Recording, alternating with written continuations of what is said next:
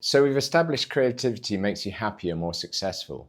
And we've seen that creativity is your navigation system for healing and high performance. Now let's talk about how the resurface method actually unlocks this creative capacity. And to understand that, we need to talk about flow. Flow is that optimal state of consciousness where you feel your best and perform your best. It's when you're so immersed in what you're doing that everything else just falls away. Time dilates, self-consciousness disappears, action and awareness merge.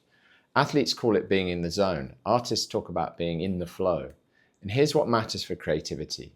Flow just doesn't feel good. It fundamentally changes your brain function in ways that automatically amplify creative capacity.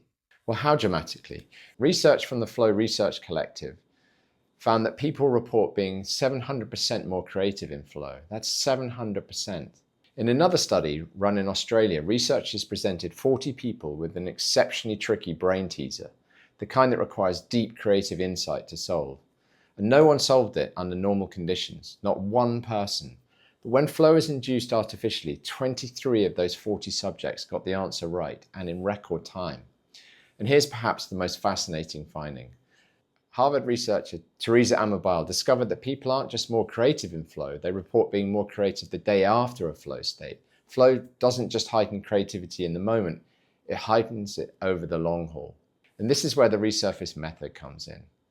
This method wasn't explicitly designed as a creativity program. It was designed to create optimal conditions for trauma resolution and performance reset. But here's what we've discovered. When you create the conditions for healing and flourishing, creative capacity is an inevitable byproduct. The resurface method has 5 core pillars. 1. Interoception, trauma-sensitive yoga and heart rate variability training that teach you to read your body's signals. 2. Psychoeducation, understanding the neuroscience removes blocks and empowers choice. 3. Flow. Surfing is the primary catalyst, but also present in the yoga and the group work. 4. Therapy. EMDR and experiential group work that processes experience and unlocks new possibilities. 5. Relaxation and memory consolidation. NSDR, non-sleep deep rest, where creative insights integrate and extend. Each of these pillars creates conditions for flow, and each flow state you experience, whether catching a wave, processing trauma, or integrating insights during rest, amplifies your creative capacity. Not as a side effect, as a core mechanism of how transformation happens.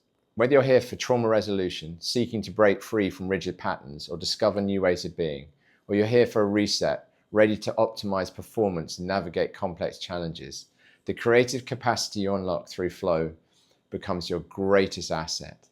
It's how you see possibilities you couldn't see before.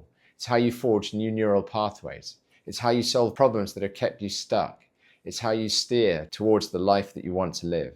In the next module, we're going to dive deep into exactly how flow changes your brain to produce this dramatic creative enhancement. You'll understand the neuroscience, the brainwave shifts, the neurochemistry, the specific brain regions involved.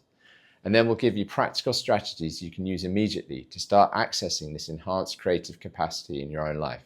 Because creativity isn't just for artists, it's for anyone who wants to heal, transform, and thrive.